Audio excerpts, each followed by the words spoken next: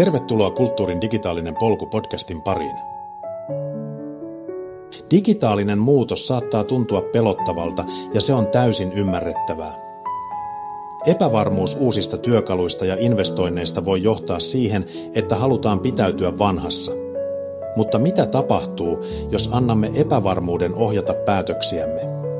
Juuri siksi tarvitsemme esimerkkejä siitä, miten digiprojektit voivat onnistua ja tuoda hyötyä niin taloudellisesti kuin saavutettavuuden näkökulmasta. Ei tarvita valtavia budjetteja, vaan luovia ideoita ja pieniä kokeiluja, jotka osoittavat arvonsa ajan myötä. Digitaaliset ratkaisut ovat enemmän kuin näyttäviä lisäosia, ne voivat syventää kokemusta ja herättää keskustelua tavalla, jota perinteinen näyttely ei aina voi tehdä. Uskallatko kokeilla uutta?